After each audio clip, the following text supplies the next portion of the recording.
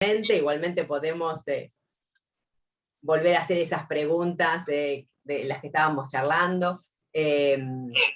La bienvenida al quinto encuentro pedagógico hacia una pedagogía emancipatoria en nuestra América. Para nosotros es realmente un orgullo haber podido llegar a este momento armando este quinto encuentro, que en realidad deberíamos haberlo hecho el año pasado, ya lo teníamos organizado, pero no pudimos, las situaciones de la pandemia lo impidió. Tampoco sabíamos si íbamos a poder hacerlo este año, ¿no? Realmente, pero nos propusimos a que sí, y así salió. En general los encuentros son presenciales, pero en estas circunstancias la verdad es que no teníamos otra posibilidad más que encontrarnos mediados por la tecnología. Y que sea presencial tiene realmente una ventaja, y es que como son de inscripción libre y gratuita, alguien llega al centro cultural, ve luz y sube, y si se interesa por alguna sala se mete y escucha. Entonces, más allá de quienes exponen, también nos encontramos con personas de la comunidad que pasan porque van al teatro, porque van a la librería, porque van al barcito, y de pronto, ¿no?, suman, y eso nos parece que es una propuesta bien interesante. Cosa que en esta situación no se da porque solamente la invitación estaba pensada para, ¿no?, algunas personas en particular, alguien que después lo pueda recuperar desde el Facebook, pero no es lo mismo, ¿no?, que el calor de la presencialidad. Así que bueno, llevamos 5 encuentros, ese ya es un motivo para festejar. Otro motivo para festejar es que, bueno, este año estuvimos a full porque los 15 años de la sanción de la ley no son poca cosa. Realmente todo el año estuvimos de fiesta y seguiremos, ¿no?, porque así somos de fiesteres quienes militamos la ESI. Siempre es una alegría pensar en encontrarnos, pensar en juntar experiencias para analizarlas críticamente, sobre todo si tienen que ver con la educación sexual integral, que es lo que nos motiva. Y también porque nos asombramos de la cantidad de experiencias que se presentaron. Tenemos 7 mesas, algunas tienen que ir en simultáneo porque no alcanzaba la cantidad de horarios, así que la verdad es que fue muy interesante esta propuesta de poder encontrarnos, y esta es una ventaja de la virtualidad, personas de diferentes lugares del país, ¿no? Recién acabamos de cerrar una mesa con compañeras de Río Negro que convivían con compañeras de Entre Ríos, por ejemplo, ¿no?, y experiencias de Ciudad de Buenos Aires, que a veces, si tenés que viajar, se complica, ¿no? La cuestión económica a veces se complica, los tiempos, la agenda, pero bueno, en esta ocasión tuvimos esas posibilidades, y además de pensar en armar una red a futuro, ¿no?, sobre docentes que militamos la ESI. Bueno, todo esto era porque me quedé enganchada con la pregunta de Andú, pero no me presenté formalmente. Yo soy Gabriela Ramos, en este momento estoy coordinando un equipo de investigación, que estamos pensando qué significa el eje valorar la afectividad, que tiene mucho que ver con la ESI. Nosotras somos docentes, y como docentes freirianas entendemos que es una actividad política, y entonces lo enmarcamos en un avance neoliberal de la educación emocional, y somos parte del equipo María Josefina Padrós, le decimos la Jo, y Mica Flores, quienes estamos organizando este encuentro. Este encuentro es algo más de todas las actividades que venimos festejando. La primera fue una mesa de estudiantes, para estudiantes y adultos, que nos animamos a escucharles, con sus preguntas, contando sus experiencias y sus demandas, ¿no?, a la ESI, en el nivel secundario y en el nivel terciario, superior y universitario. La segunda fue una mesa de especialistas, que llamamos, ¿no?, anti-expertes por la ESI. Y ahí tuvimos el placer de recibir a Gaby Díaz Villa, que estuvo participando de esa mesa. Todos estos espacios ustedes los pueden recuperar del Facebook del Departamento de Educación, así que en cualquier momento les pasamos el link, y si tienen ganas se suman a verlos. Y después no sé qué me dicen ahí, ¿para cuándo? No. ¿Cómo sería? No digo. Bueno, no sé, dicen que después sigue la cosa, y que después se pone linda la fiesta, yo no sé, no puedo decir nada, no puedo decir, no digo, pero sé que hay una invitación después a seguir rockeándola con la ESI, que no sé para cuándo será. Pero Esta mesa, que de rock tiene poco o no tanto, ¿no? Depende de la asociación que hagamos, se llama Masculinidades, Violencias y más, ¿no? Y la verdad es que nos parecía una mesa urgente y necesaria. Sabemos, conocemos, hemos leído cantidades de investigaciones que trabajan sobre el tema de masculinidades, conocemos las críticas feministas al patriarcado, conocemos de experiencias de grupos de varones que empiezan a cuestionarse sus privilegios, que empiezan a reflexionar sobre su modo de ser varón, pero todavía el tema de masculinidades es un tema que se resiste al contenido pedagógico, ¿no? Es un tema que la escuela todavía no aborda. Y digo, aún sabiendo que hay un femicidio por día cada 22 horas, aún sabiendo que el abuso sexual contra la infancia está mayoritariamente perpetrado por varones y en el ámbito intrafamiliar, aún así la escuela sigue invisibilizando este tema.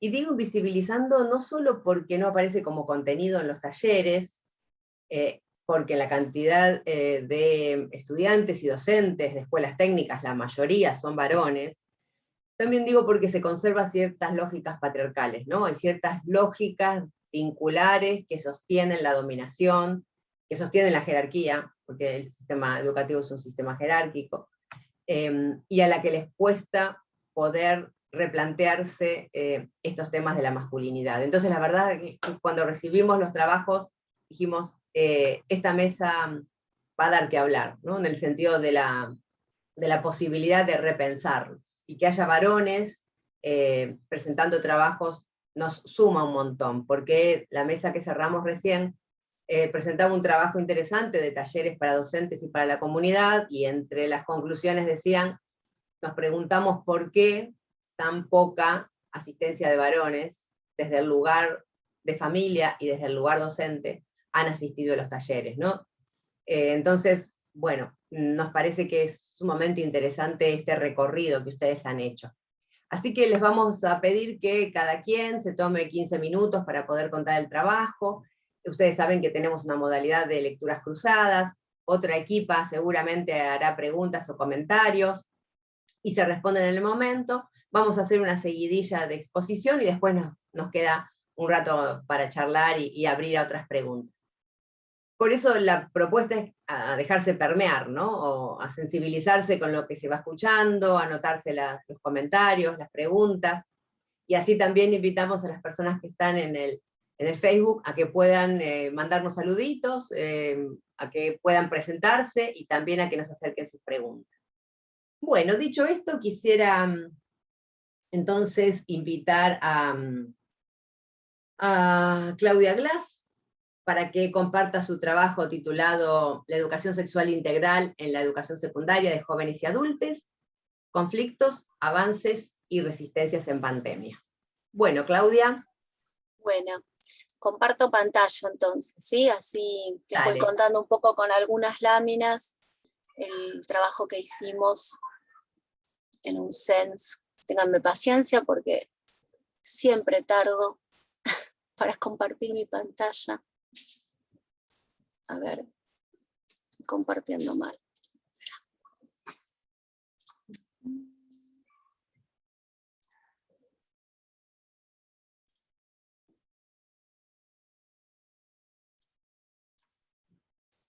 Creo que ahí ya se ve, ¿no? Sí, súper. Bueno, genial. Vamos a ver si agrando un poquito.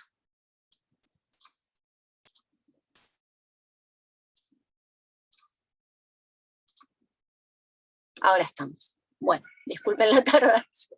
Las cuestiones tecnológicas, después de 2 años de pandemia, sigo sin manejarlas mucho. Bueno, esta es una experiencia a la que les vengo a compartir de talleres virtuales con docentes de un SENS que desarrollé el año pasado como parte de las investigaciones para mi tesis de maestría en psicología educacional, que es sobre las perspectivas docentes de docentes de SENS acerca de la ESI y su implementación, ¿sí?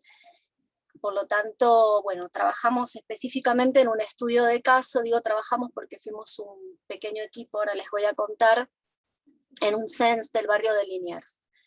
Todo se desarrolló en forma virtual porque fue todo en contexto de ASPO y de DISPO. Pudimos acercarnos a este CENS a partir del trabajo de la práctica de investigación en psicología educacional, psicología y educación, los psicólogos y su participación en comunidades de práctica y aprendizaje situado, de la Facultad de Psicología, de la que yo soy tutora. Y la idea fue poder hacer una propuesta de investigación, acción, participación con los docentes del CENS que nos habían demandado una propuesta de formación. Entonces lo que decidimos fue llevar no una propuesta de formación, sino una propuesta de formación y reflexión que nos permitiera co-investigar, además de investigar, y poder problematizar lo que estaba pasando con la implementación de la ESI en el CENS, que al igual que en otros CENS y en otras instituciones de la educación de jóvenes y adultos, es una implementación muy reciente. A 15 años de la ESI, en la educación de jóvenes y adultos hay ciertas etapas que por ahí ya se transitaron en otras modalidades educativas que están recién comenzando, ¿sí? Están como recién empezando a hacerse las jornadas, o a plantearse talleres, o a hacer mucho trabajo a partir de problematizar las violencias de género. No hay mucha apertura a otras temáticas por ahora, están en otro momento del proceso, podríamos decir. A ver, que no me está pasando la lámina, perdonen, no me pasó la lámina, no sé qué pasa. Ahí está. Bueno, nos propusimos entonces trabajar con las concepciones de los participantes, no solamente en torno de la ESI, sino en torno a lo que está sucediendo en esta modalidad educativa, y en torno también a su propio recorrido, su propia construcción, qué educación sexual recibieron los docentes, y qué concepciones están teniendo también de su alumnado, ¿sí? Siempre incentivando el diálogo y la reflexión sobre la propia práctica y promoviendo espacios compartidos. Participaron 14 docentes, la directora de la institución, yo como tutora de esta práctica, mi compañero, el cotutor, Gabriel Soria, y 3 psicólogas en formación de nuestra comisión. Realizamos 3 talleres entre septiembre y octubre con una frecuencia quincenal, donde lo que hicimos fue en un primer momento hacer un cuestionario de reflexión pensado para reflexionar y elaborar situaciones problema que se habían suscitado en estos primeros momentos de implementación de la ESI que se habían dado en el 2019, esto fue en el 2020, y algunas cuestiones que venían pasando en la escuela en relación con una estudiante trans, de la que se decía que ella no lograba integrarse. Bueno, intentamos problematizar esto, ¿sí? Presentamos los resultados en el segundo encuentro para trabajar a partir de los resultados de sus propios cuestionarios y abrir como problema colectivo los problemas que se habían suscitado puertas adentro de las aulas, intercambiando sobre herramientas pedagógicas, desde la metodología de laboratorio de cambios, y en el último encuentro hicimos el juego de las etiquetas para trabajar a partir del armado de un personaje y su historia en forma colectiva sobre, digamos, la ruptura de una lectura o una concepción lineal de sexo, género y deseo. Y llamamos a un espacio de reflexión colectiva. Esto simplemente se los muestro porque es muy extenso, pero bueno, es el producto del tercer taller, donde los docentes, a partir de esta actividad lúdica que propusimos, pudieron jugar con este juego de las etiquetas, a imaginar a quien eligieron como personaje, que podía ser alumno de la institución, a un varón trans, y cómo podía ser su vida, sus circunstancias, cómo había llegado, por ejemplo, el CENS, qué proyectos podía tener, y empezar atraer y visibilizar lo que había pasado con la estudiante trans que finalmente no había continuado estudiando en el CENS, aquella que se había categorizado como la que no se podía integrar, pudiendo problematizar, bueno, qué había pasado, ¿no? Si la estudiante tenía problemas para integrarse o la institución no había podido alojarla.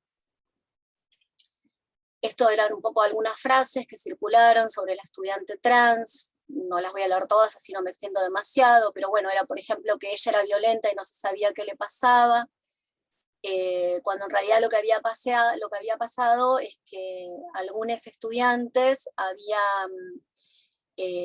se habían burlado de ella directamente y de su expresión de género, ¿sí? Directamente, y ella había pateado una puerta, pero todo esto llevó casi un año de trabajo para que emerja realmente lo que había sucedido.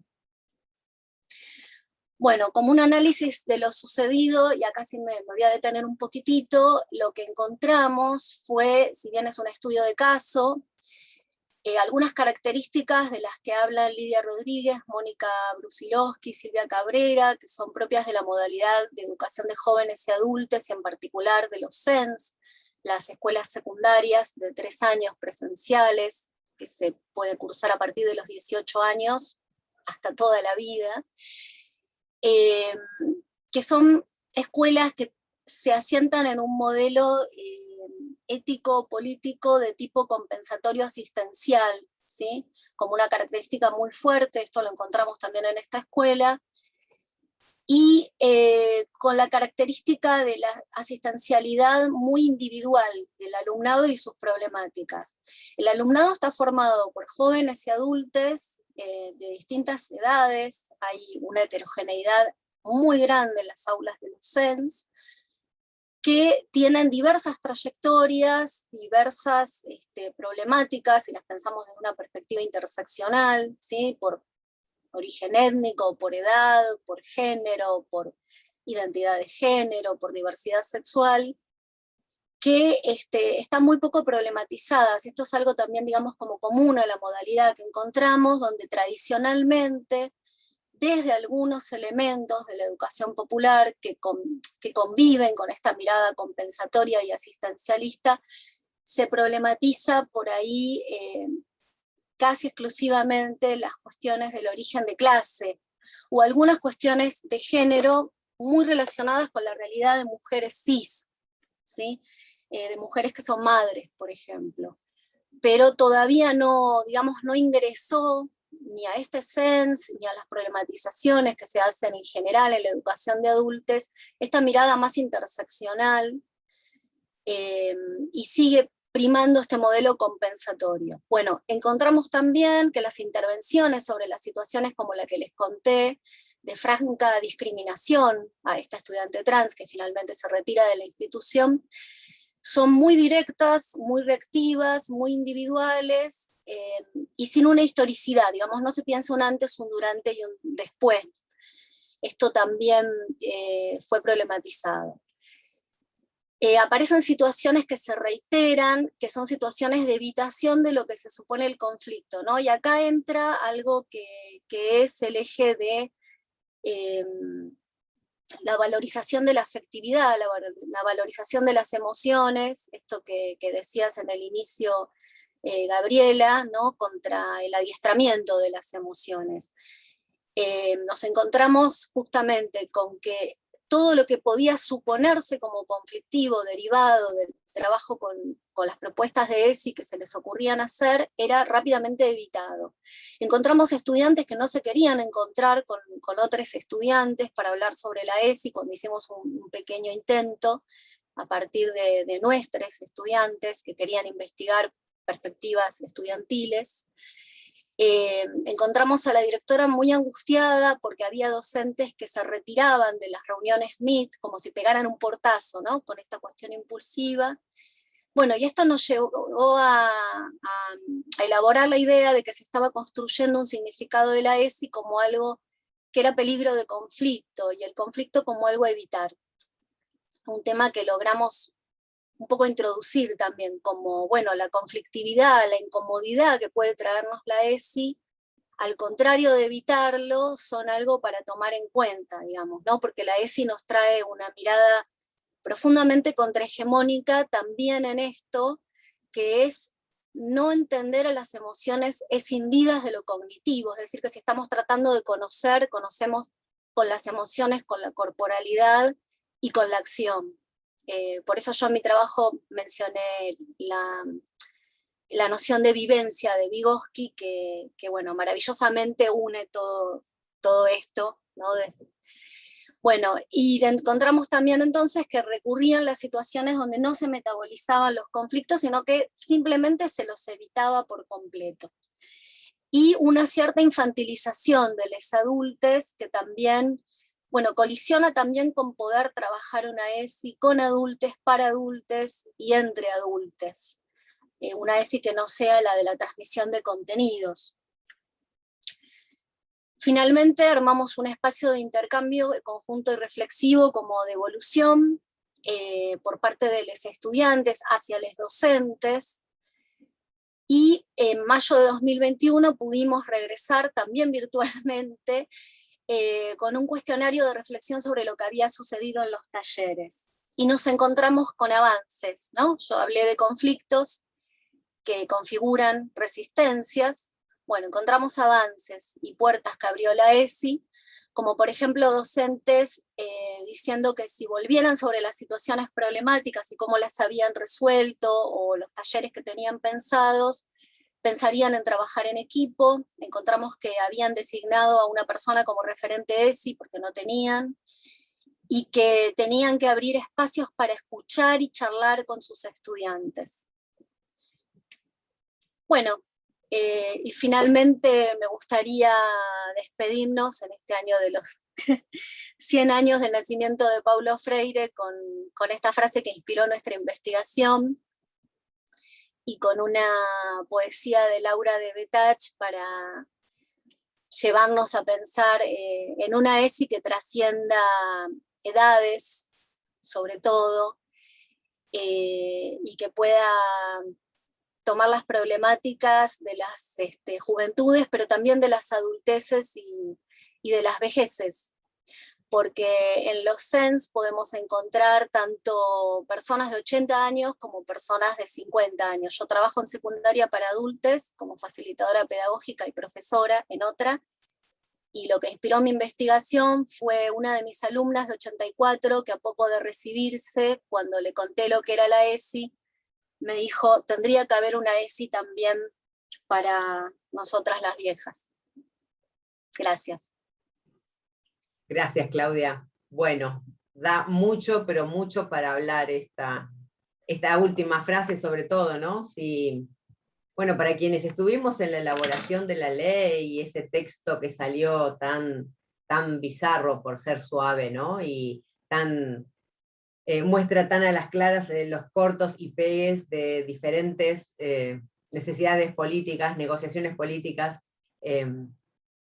que queríamos que efectivamente la ESI abriera las puertas de la escolaridad, nos quedamos con ganas. Pero también algunas estamos todavía con ganas de volver a darle, ¿no? esta segunda vuelta a la ESI, de ampliarla, de juntarnos. Por eso hablamos de esto de armar redes y militar, ¿no? Necesitamos reformar esta ley que tenemos, este texto que tenemos, que sigue sosteniendo el cis heterosexismo, que es binaria, bueno, y que es acotada a la etapa escolar como si fuese el único momento en que es necesario, ¿no?, repensarse, recibir información, desarrollar habilidades sociales, para aprender a disfrutar, ¿no?, de la cuerpa que tenemos. Así que, gracias, Claudia. ¿Había alguien que había estado leyendo el trabajo de Claudia? Bien, y María Belén, ¿qué te quedaste pensando después de haberlo tenido en tus manos? Bueno, hay muchas preguntas que se fueron respondiendo a lo largo de la exposición de Claudia. Me pareció súper interesante porque además, la verdad que no había reparado en la cuestión de los CENS. Sí tengo un compañero, un amigo de muchos años que a veces me pide material y trabaja en CENS. Entonces como que digo, bueno, me hizo acordar de eso, pero la verdad que como área de intervención, y además escuchándote, Claudia, que esto es muy reciente, la inclusión de la ESI en los CENS, digo, está buenísimo pensar una intervención que además plantea una metodología participativa y obviamente me parece clave trabajar con el grupo de docentes, ¿no? Entonces, las preguntas que había pensado un poco tenían que ver con esto, con cómo se organizaban las jornadas de ESI, digamos, qué nivel de participación había de los diferentes actores colectivos, digamos, del colectivo docente, de los estudiantes, si los estudiantes tenían alguna demanda en particular. Vos referiste que aparecía como una temática un poco circunscripta a cuestiones que tienen que ver con violencia de género y eh, muy ligadas a las mujeres cis, pero si aparecían por ahí algunas otras inquietudes o demandas. Y también pensé un poco en relación al proyecto institucional, ¿no? Si la ESI empieza a ser contemplado, está bueno esto, lo de los referentes de ESI, también era una de las cosas que vos dijiste, bueno, acá hay alguien ahora, por lo menos, como un paso más a quien acudir.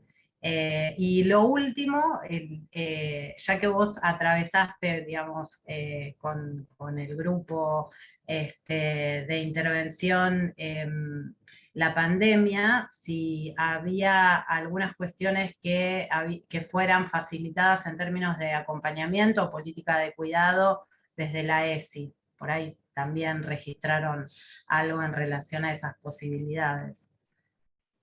Bueno, yo no sé cómo va a ser Claudia para contestar todo esto No, en 5 Todo minutos, eso pero, es para elegir. pero bueno, para elegir. vos empezá yo como, ¿no? Para empiezo. despuntar y después vamos viendo, qué sé yo, en el transcurso de la charla. Claro. No, lo que venía pasando, particularizo en este senso, digamos, es un estudio de caso, ¿no? Muy acotadito, pero lo que les venía pasando, y a mí me hizo pensar mucho, porque también pasa en otras instituciones, pasa en la que yo estoy, por ejemplo, era que venían intentando trabajar la ESI 2 o 3 docentes, ¿no? Que venía, y una directora, la directora siempre muy comprometida, con muchísimo temor a implementarlo de un modo más institucional y decir, bueno, esto no es cuestión de 2 o 3 que les interesa, ¿sí? Eso por un lado. Después, por otro lado, encontramos, esto yo no lo expuse recién, pero había una gran cantidad, trabajamos con 14 docentes, pero ahí creo que son un poquito más, de docentes sin formación en ESI. Entonces tenían también muchos temores para abordarlo. Y habían tenido un par de experiencias que no les dieron el resultado que esperaron, que había sido, por ejemplo, que la directora, en paralelo con esta situación donde esta estudiante trans no fue alojada, ni incluida, ni se hizo un trabajo institucional sobre las identidades disidentes, ni nada, en paralelo habían invitado a una militante trans a dar una charla en alguna jornada, creo que fue en el 2019, y tuvieron situaciones de estudiantes que se enojaron, ¿sí? Porque hay estudiantes con creencias religiosas muy arraigadas, muy fuertes. Piensen que la gente que dice no te metas con mis hijos, puede ser una persona que no terminó la secundaria y que se anotó en un CENS, ¿no? Y no habían sabido cómo tramitar esto, había causado mucha preocupación entre esta directora y estas 3 personas que querían llevar adelante la ESI. Personalmente yo lo que creo es que necesitan un acompañamiento, estas escuelas muy importante que no están teniendo, por eso aceptaron y nos abrazaron en nuestra posibilidad de investigar y acompañar. Por ahí a veces al día de hoy alguien me manda un WhatsApp y me hace preguntas o me dice, ¿te parece bien este video para tal cosa? O cosas así, porque realmente han tenido muy poca formación, muy poco acompañamiento y enfrentan situaciones complejas, distintas a las de otras escuelas. Les ha pasado esto. También les ha pasado, por ejemplo, al interior del aula, discusiones muy fuertes en relación a la IBE, donde tampoco supieron cómo intervenir, más que diciendo, bueno, basta con esto, ¿no? O sacar a la persona que le gritaba a la otra, pues relataron varias situaciones de una persona que le gritaba a la otra. Realmente es como que se les estaba haciendo muy difícil, muy difícil. Y yo creo que un gran avance, por lo menos que tuvieron, y creo que pudimos acompañar, fue esto, que dejen de ser 3 personas, sino que más bien se configuró como un pequeño equipo dispuesto a trabajar junto con todas las demás. Esto es algo que me parece importante. Y después, por otro lado, también, bueno, lo que pasa en educación de adultos y en relación con la ESI es que no estamos pensando en formar personas para un futuro, exclusivamente, ¿no? Porque obviamente que sí hay un futuro, sino la necesidad de reelaborar mucho de ese pasado y de esas biografías sexuales, sexuadas. Hay mucho para reelaborar, para poder también reposicionarse. Son caminos que yo tampoco tengo claro, ¿no? Pero que me parece que hay que pensar muy específicamente, poder hacer esos recorridos y poder reelaborar todo eso que hay que reelaborar y entender cómo se llegó a este estado de situación, además de visibilizar las desigualdades estructurales. Me parece que hay que hacer todo este recorrido hacia atrás, ¿no? Para entender cómo están las cosas ahora, tanto entre docentes como entre docentes y alumnos. Y acá se da esta particularidad de que es una educación en un punto entre pares, ¿no?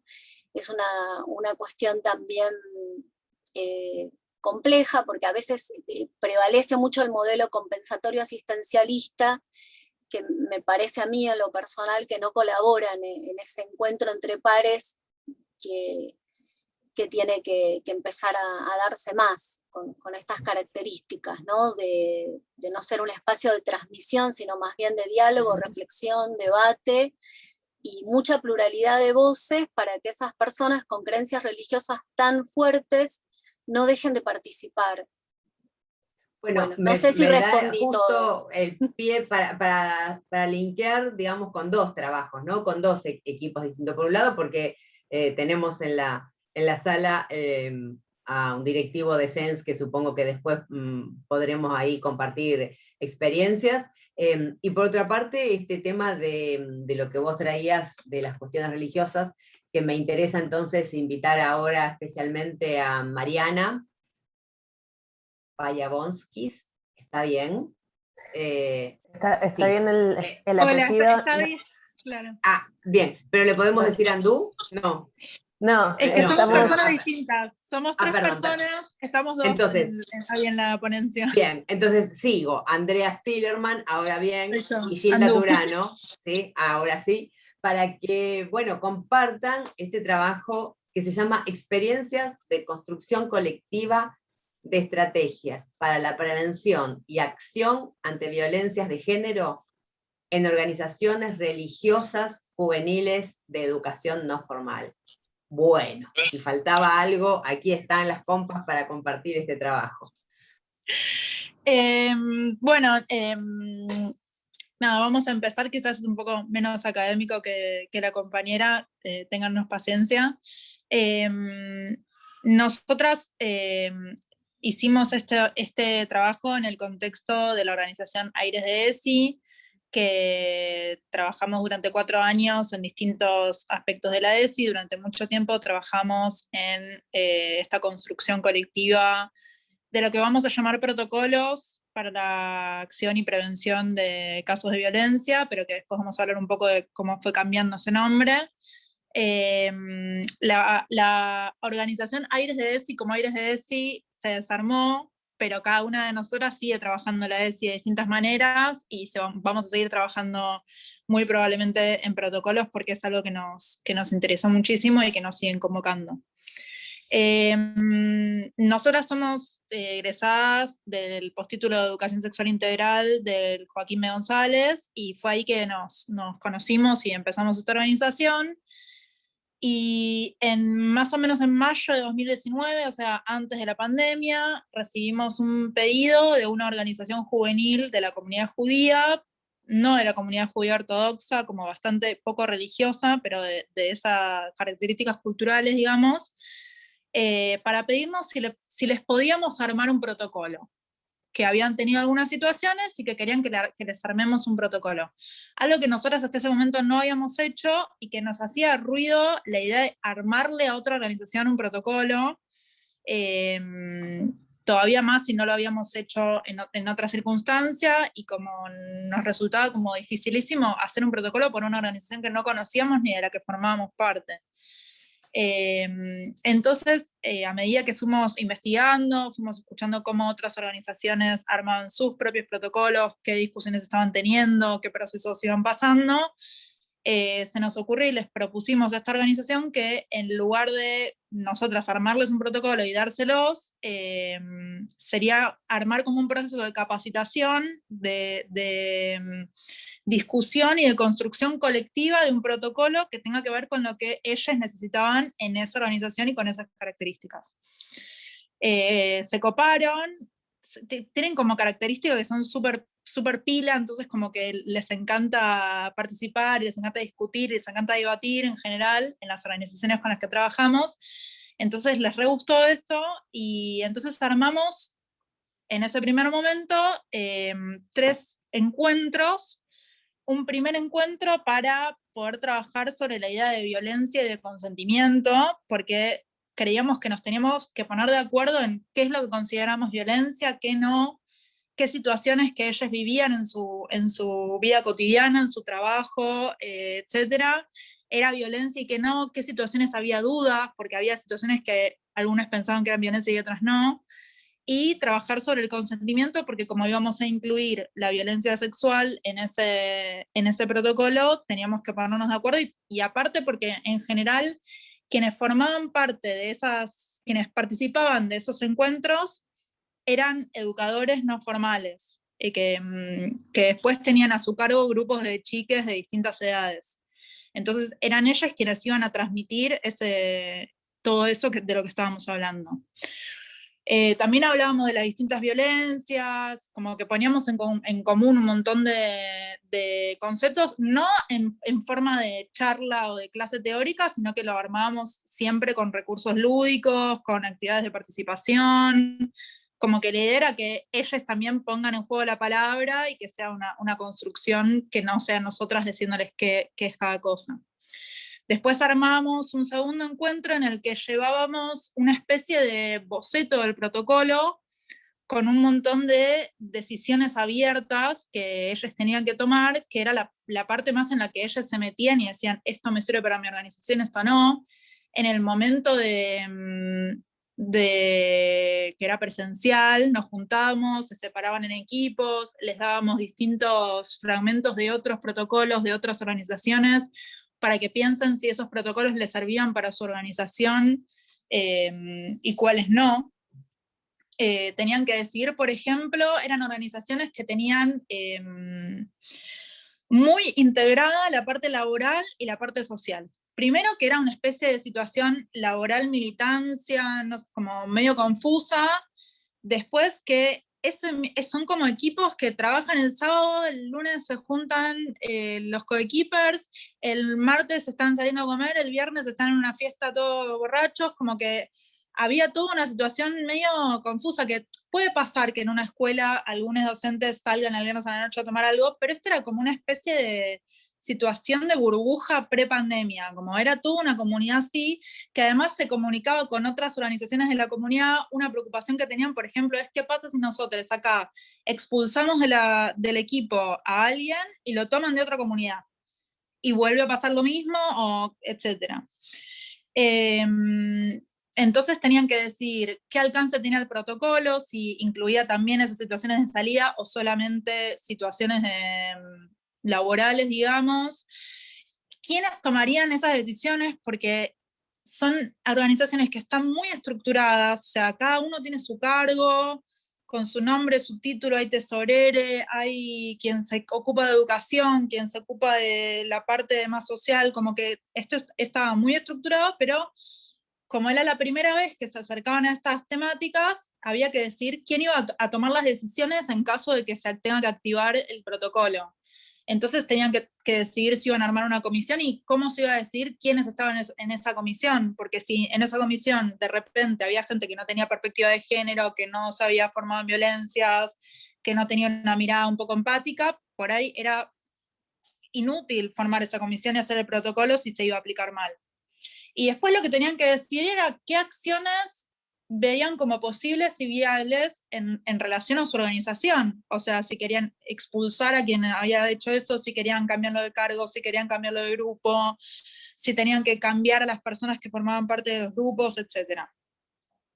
Así que en esa actividad ellos discutían entre sí y nosotros lo único que hacíamos era como coordinar esa discusión. Como que ellos toman las decisiones, tomábamos las notas. Gildu, ¿querés decir algo? Perdón. Sí, pensaba que justo en esto que está especificando Andú, dentro de las decisiones que tenían que tomar había como cuestiones muy particulares de su tipo de organización, donde si bien estaban bastante claras, divididas algunas tareas o roles como esto, ser tesorero, tesorera, roles como en otras instituciones educativas que son más claros de quién puede ser un tutor o tutora o alguien que toma decisiones con respecto a los cuidados, en este tipo de organización no había una figura de ese tipo y muchas decisiones estaban a cargo de menores de edad o de personas que recién estaban cumpliendo 17, 18 y iban a estar al cuidado de niñas. Entonces había como muchas cuestiones difusas de quién cuida, quién toma alguna decisión. En ese sentido había mucha complejidad para trabajar. Son personas que se toman su trabajo con muchísima seriedad, como que no vi responsabilidades ni cuestiones de ese estilo, pero que no tienen referentes más adultos o más formados, como si fueran una escuela que siempre lo podés elevar un poco más y pedirle ayuda a alguien que tiene más experiencia o pedirle que intervenga a una supervisora, como que estaban bastante soles, o sea, en esas decisiones en cuanto a armar el protocolo, pero después en llevarlo a cabo y en enfrentarse a las familias. Esa era otra de las preocupaciones que tenían. ¿Qué hacemos cuando le decimos a la familia de un pibe de 18 años que no está más en la organización por esto que hizo? Tenemos el derecho de decirle a la familia, porque aparte, como a veces eran mayores de edad, pero eran de 18 años, entonces se podía aparecer una familia a reclamar. Y como era una situación privada, no es una organización formal o estatal, sea privada o estatal, pero más formal, estaba todo medio confuso. En el tercer encuentro, lo que hacíamos era llevarles el protocolo armado, como lo habían, o sea, como lo habían armado ellos, con sus decisiones, y lo íbamos leyendo y poniendo algunas cosas en claro, y si había que tomar alguna otra decisión, la tomábamos. Esta estructura y este pedido después se fue repitiendo, como que nos iban pidiendo de distintas organizaciones muy similares que se iban pasando la palabra de que nosotros hacíamos eso, entonces nos llamaban de otra comunidad. Andú? ¿Se entiende? Como, sos una mujer de los medios, entonces viste cuando vos vas a la televisión, en el set te hacen así, quiere decir que tenés que ir redondeando. ¿Puede ser? Ay, perdón, no, es que no te veía, no que no te entendía. Bueno, nada, por eso te interrumpí, disculpas. Bien interrumpido porque no me mostraba. Nada, termino con que después tuvimos que pasar a la virtualidad y todos esos desafíos se multiplicaron y a la vez se volvieron recursos porque pudimos hacer protocolos para organizaciones nacionales, a veces para organizaciones internacionales, pero a la vez tuvimos que revisar todo lo que veníamos haciendo. Nada, Gildu, no sé si querés decir algo más, si no pasamos a las preguntas. Si quieren, por ahí está bueno que con las preguntas veamos si retomamos algo, si prefieren. Sí, de una, me parece bien. Bueno, ¿hay alguien que tenga ganas de hacerle preguntas al trabajo de las compas? Hola, ¿cómo les va? Hola. Bueno, ¿qué tal? Gracias por la exposición. Tuvimos con Luis y con Emanuel que pensar algunas preguntas. Y bueno, la primera, hay muchas, la verdad, pero la primera puntual que nos atraviesa también como equipo es esto de pensar o iniciar parte de sus encuentros desde una perspectiva lúdica. Nosotros también intentamos trabajar desde ese lugar, y la pregunta en específico tenía que ver con qué ventajas o desventajas encontraban en comenzar o en pensar desde esa mirada, y más allá de ventajas y desventajas, el por qué o el motivo que las lleva a pensarlo desde ese lado. Voy yo entonces un poco, que de paso me sirve para explicar Dale. que la tercera integrante de estas experiencias, que es Maru, es nuestra compañera técnica en recreación y tiene como una fuerte formación en lo lúdico, y además este tipo de grupos, como te dijo Andú, tienen como muy aceitado ese tipo de recursos. Entonces ya están acostumbradas a hacer sus propias actividades y también empezar para niñas, trabajar distintos temas con ese tipo de recursos. Creo que una de las ventajas para nosotras fue que se sientan cómodas en ese sentido, pero también que pudieran profundizar en cuestiones bastante delicadas como violencias, por ejemplo, de una manera que sea más llevadera, por decirlo de algún modo, sin caer como en una cuestión tan conceptual, teórica, y tampoco dramática, por ponerle un término, y que no se vuelva solamente una catarsis de situaciones o experiencias que hayan vivido. Era como, para mí son algunas de las ventajas que nos dio ese tipo de recursos. Y además de que se involucraban mucho y permitía el debate entre ellos y tener que decidir desde una manera lúdica si algo era violencia o no, debatiéndolo, teniendo que presentarlo como equipo porque habían decidido eso, tratando de hacerlo como bastante dinámico.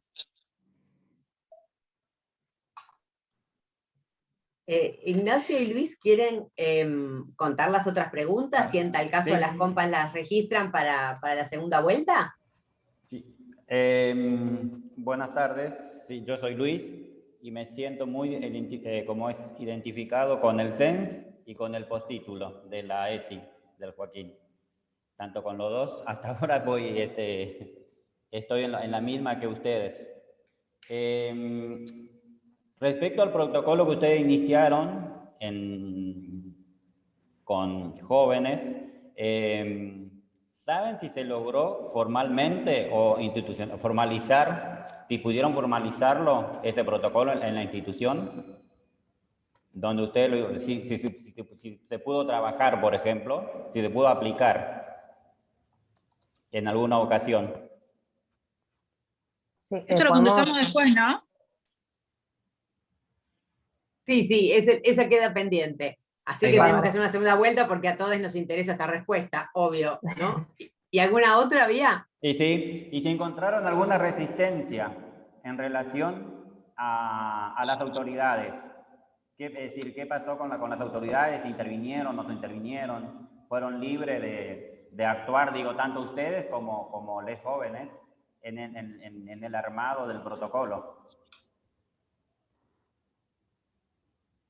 Las anotamos las dos. Sí, Gabriela, por favor. Sí. Bueno, gracias igual, a los compañeros.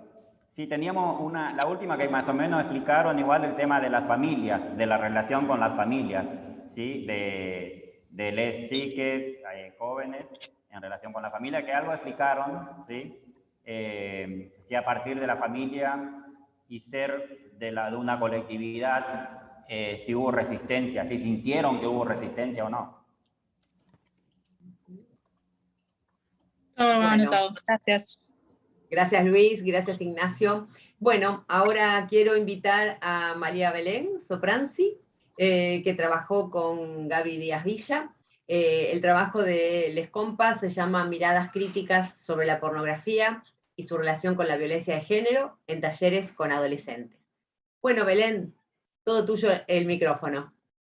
Bueno, primero decir que Gaby por ahí aparece en cualquier momento, pero andaba por la calle todavía. Será tratando bienvenida de en el llegar. momento que llegue. Le esperamos. Pero bueno, esperamos que pueda llegar, aunque sea a saludar un ratito.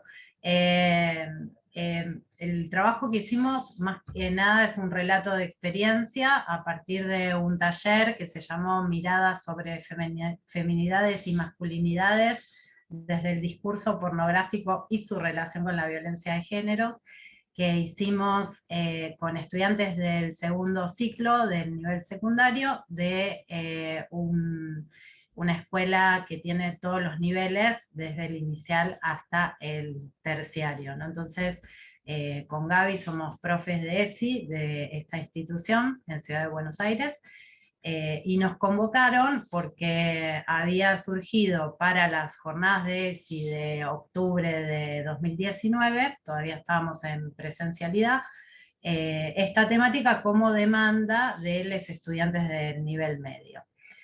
Así que nos convocaron y bueno, con Gaby fuimos pensando y planificando a ver cómo podíamos abordar este tema con adolescentes. Hicimos un recorte en relación a qué tipo de pornografía y sobre qué tipo de pornografía íbamos a desarrollar este acercamiento crítico, que tiene que ver con lo que es la pornografía mainstream o la pornografía hegemónica, digamos que es una pornografía de muy fácil acceso a través de Internet, que tiene distribución masiva y que constituye un negocio, digamos, global, que genera muchísimas ganancias. Y empezamos a visibilizar, a pensar sobre todo a través de acercarnos a producciones de equipos que venían trabajando con esta temática de consumo de pornografía en las adolescencias, y a pensar la fuerza que la pornografía tiene como pedagogía de la sexualidad, ¿no? Ahí pensamos la pedagogía de la sexualidad desde López Louro, ¿no? Como la piensa López Louro, ¿no? Acá, digamos, en esta revisión que hicimos de trabajos, encontramos una fuerte presencia de la violencia de género en la pornografía mainstream, que aparecía como una violencia sexual erotizada, digamos, pero que a veces estaba invisibilizada, pero otras veces aparecía explícitamente, donde en estas producciones también aparecía la expresión de la dominación como parte de la sexualidad masculina, digamos que la desigualdad de poder también expresada, sobre todo en las relaciones sexuales presentes en la pornografía entre varones cis y mujeres cis, pero también un borramiento de las disidencias sexuales y de género, donde lo que en general aparece en estas producciones es sexo heterocentrado y patriarcal, ¿no? Con presencia de prácticas sexistas, de estereotipos, mandatos de género que refuerzan la dominación patriarcal. Y el deseo del cuerpo feminizado es negado o se va a circunscribir en general a el deseo de satisfacer al varón. Y también aparecen presentes, digamos, la cosificación de las mujeres y de las disidencias y la mercantilización de los cuerpos, ¿no? Un poco estas cuestiones eran las que nos proponíamos problematizar a partir del trabajo con los adolescentes, ¿no? Y acá fuimos también revisando estas investigaciones sobre adolescentes y pornografía, y ahí, digamos, había también como ciertas cuestiones que nos alertaban, ¿no? El inicio del consumo de pornografía es alrededor de los 13 años, digamos, se plantea, digamos, la pornografía se convierte, digamos, en la información detallada en relación a las relaciones sexuales, cómo supuestamente son las relaciones sexuales antes de tener relaciones sexuales, y sobre todo había dos autoras argentinas, porque mucha parte de la producción y de estos estudios eran de España, que hay un grupo muy grande que viene trabajando y viene realizando talleres con adolescentes, pero estas autoras, que son Artazo y Bad Whitgore, hablaban, digamos, también del impacto en la configuración de los vínculos sexoafectivos y de la dimensión ideológica del placer, al señalar, y dicen ellas, creen que buscan en la pornografía placer, pero en realidad es la pornografía misma la que construye qué vamos a considerar placer, cómo vamos a mirar nuestros cuerpos y nuestros deseos en relación con los otros, las otras, les otros, ¿no? Entonces ahí aparece, digamos, esta función performativa y de pedagogía de la sexualidad como muy explícitamente.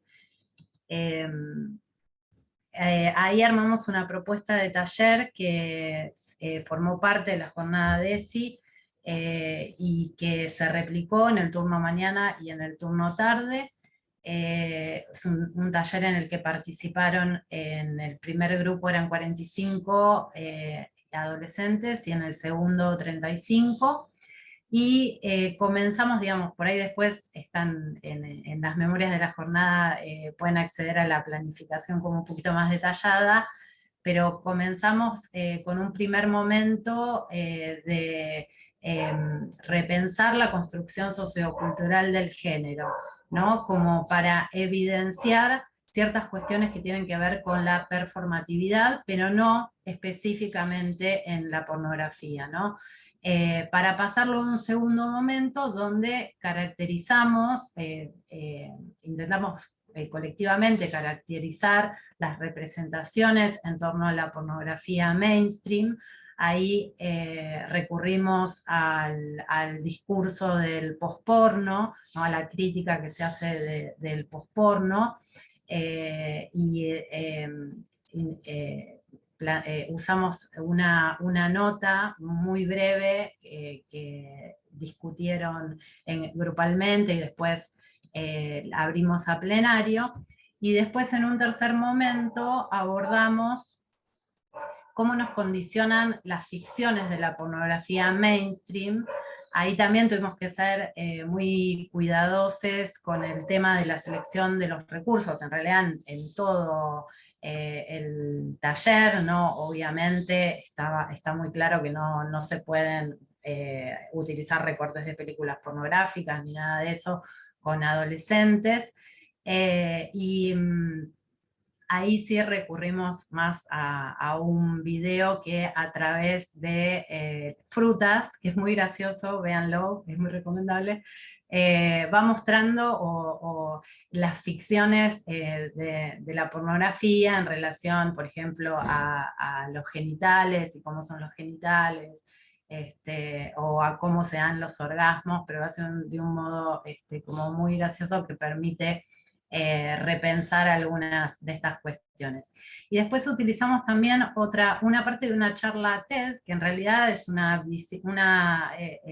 perspectiva totalmente, la charla es anti-pornografía, pero solo utilizamos unos minutos de esa charla donde el expositor contaba cuáles habían sido los efectos sobre su propia fantasía a partir de que, siendo muy joven, empieza a consumir pornografía como algo presente, digamos, en su vida. Y el último momento, digamos,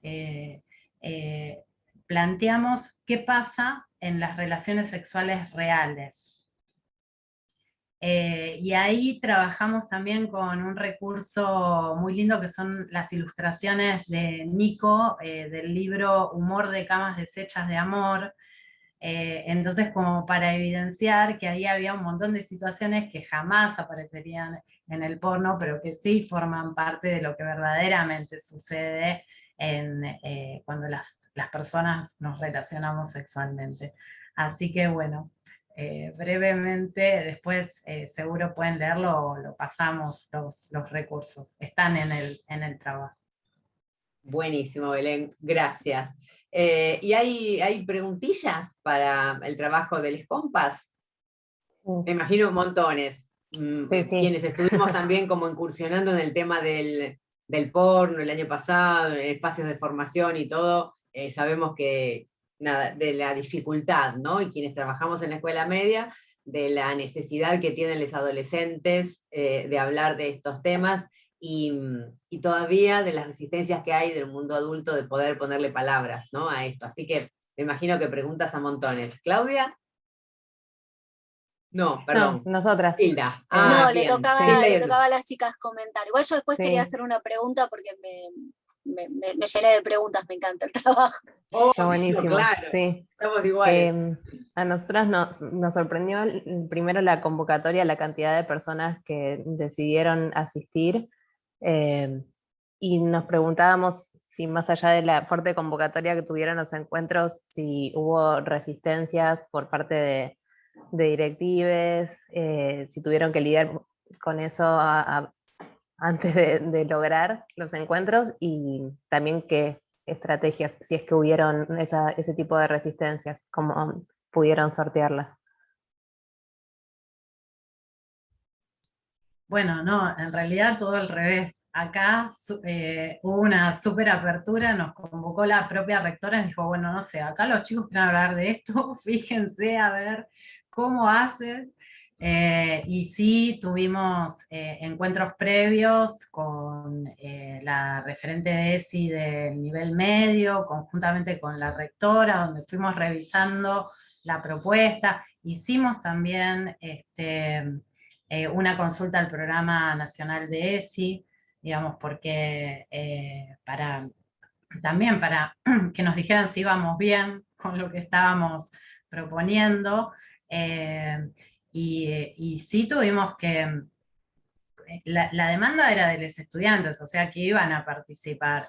El tema, pero representó realmente un desafío, y después con Gaby revisamos así como que teníamos un montón de escenas temidas de lo que nos podía llegar a pasar, o de lo que podía generar el taller, digamos, pero la verdad que salió todo muy bien. Y bueno, la recepción fue buenísima. La participación de los estudiantes era impresionante. Además, ahí te das cuenta también cuánto saben sobre pornografía y la relación y el vínculo que tienen con la pornografía, que es muy distinta, digamos, a la que pudimos haber tenido las personas que somos más grandes en nuestra adolescencia. No hay punto de comparación. Y es sumamente necesario hablar de estas cuestiones. ¿Puedo hacer una más? Sí, pero para la segunda vuelta. ella la nota, ella la toma registro y la va elaborando en el mientras tanto. Dale. Bien, sí. Tirásela. Pensaba en esto de lo performativo y de lo que construye sobre el placer la pornografía, que hay una autora de un libro que se llama Placer Sagrado, que se llama Riane Eisler, y habla de que no solo produce en cuanto a la sexualidad, sino también como patrones de dominación, sometimiento, que también afectan a otros vínculos, en lo laboral, en lo social en general, porque entra como en lo subjetivo de una manera muy íntima.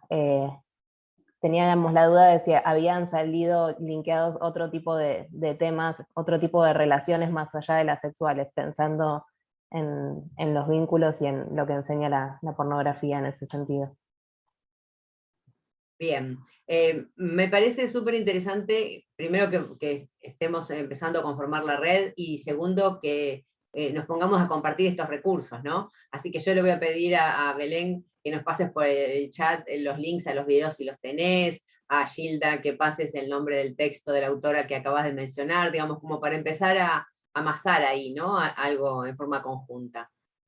Bueno, y ahora voy a invitar a Ignacio Prieto Belsunce y a Luis Riquelme a que nos cuenten acerca de su trabajo repensando cómo aprendemos a ser varones. Bueno, muchas gracias. Hola a todas, todos, todes. Mi nombre es Ignacio, estamos acá con Luis.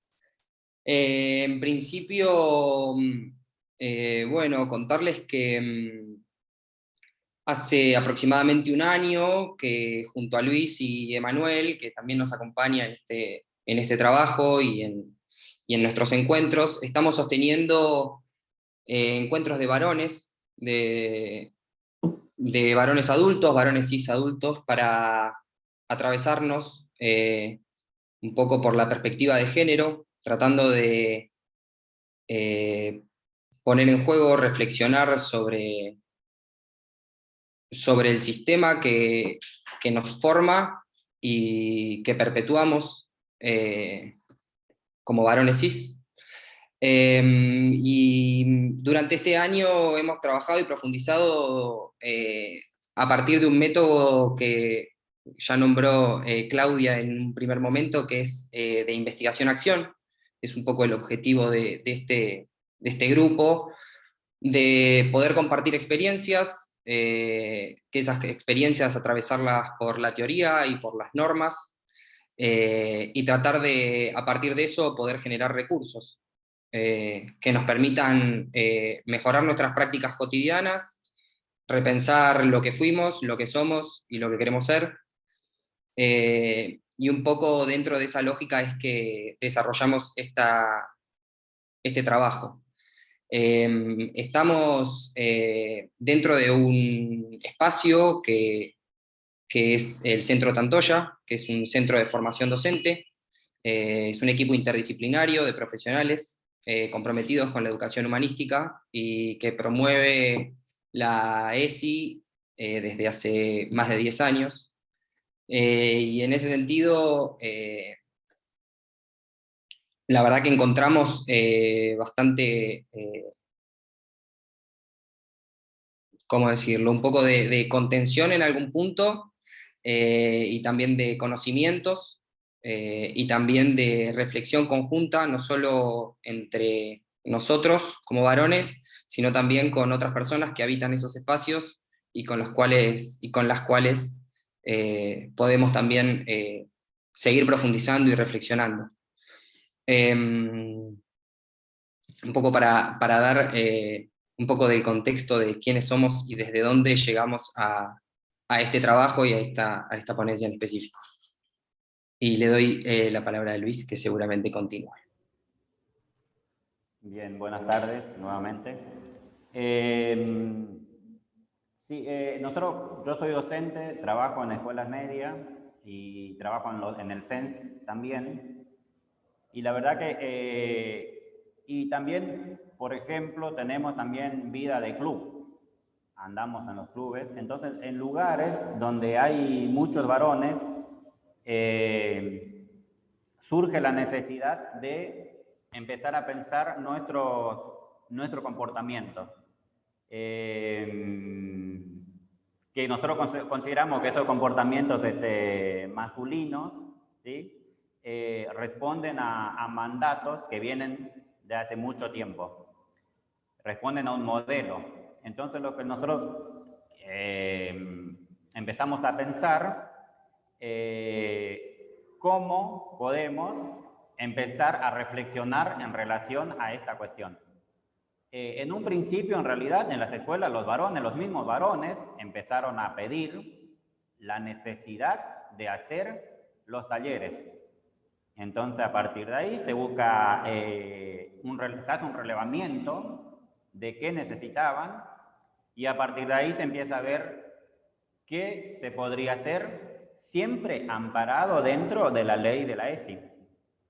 Que si bien, como decíamos, la ley de la ESI como que queda un poco ya atrasada o como que necesita rever, porque hay cuestiones que no están. Por ejemplo, si bien habla muchísimo, hay mucho material y la ley habla de la cuestión de género, pero en la cuestión de género, uno encuentra muchísimo material en relación a otro género, pero no al varón cis en realidad. No hay mucho material. Entonces, bueno, vamos a empezar a investigar y en realidad los mismos chicos, varones, todas aquellas personas que se sentían varones o que se sienten varón, eran bienvenidos, eran invitados a los talleres para poder trabajar en relación a eso. Entonces nos empezamos a juntar, a sacar, desde la escuela nos pidieron un proyecto que presentemos y que se eleva a la supervisión, y fue aprobado, y bueno, empezamos a buscar un horario extra clases para juntarnos. Hasta 100 varones, a veces había, casi todos los varones de la escuela en realidad estaban en el taller. Como dijeron por ahí algunas de las participantes de ahora, que hay resistencia, y a veces la resistencia de les adultes. Les adultes ejercen la resistencia para que, en este caso los chicos, no quieran participar o no vayan a participar en estos encuentros. Hasta inclusive algunos o algunas docentes ponían actividad en el horario que estaba el taller, para que algunos chicos no vayan. Entonces, por eso la idea esta de pensar. Entonces, es decir, la escuela, a partir de eso emergente que iban surgiendo, se empezaron a hacer estos talleres.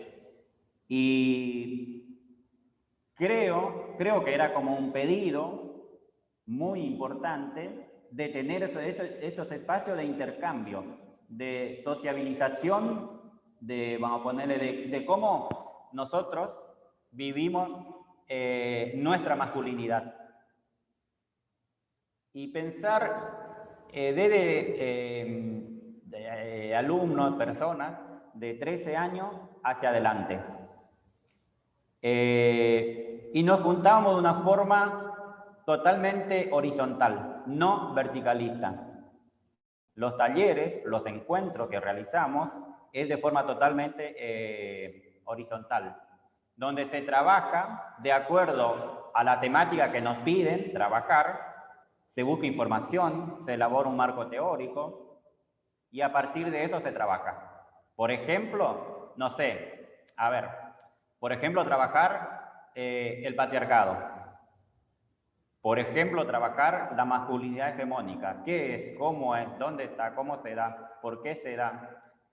Entonces empezamos a buscar materiales para trabajar, la búsqueda de material también es en conjunto, en algunos casos, no siempre, pero sí en algunos grupos, es en conjunto con el grupo. El grupo también va a buscar material. Y entonces el trabajo, si bien el encuentro es una vez por semana, toda la semana en realidad, todos los días estamos tratando de ver la misma temática. Entonces de esta forma, o por ejemplo,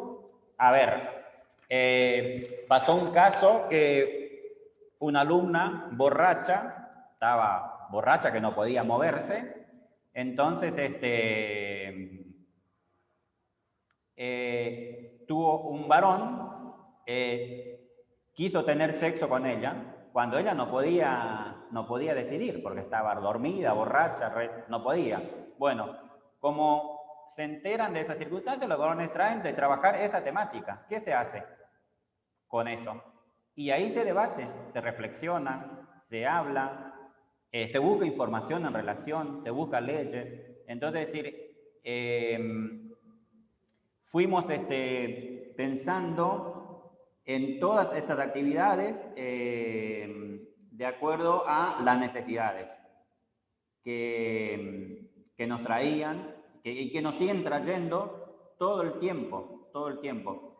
Y la escuela, me parece que la escuela, el club, como decíamos, la facultad, son lugares, para mí, son lugares de encuentro. Por ejemplo, como para que nosotros podamos reflexionar en relación a nuestra conducta. Y decir, ¿y a vos qué te pasa? ¿Y a mí qué me pasa? Y ahí intercambiar. Bueno, está bien, nos pasa esto. ¿Y qué podemos hacer? Nosotros sabemos que la conducta de los varones no está buena. Entonces, este varón, por ejemplo, no sé, que quiso ver, no sé, que quiso tener sexo, como entre paréntesis, aprovecharse de la compañera que estaba borracha, que no podía moverse.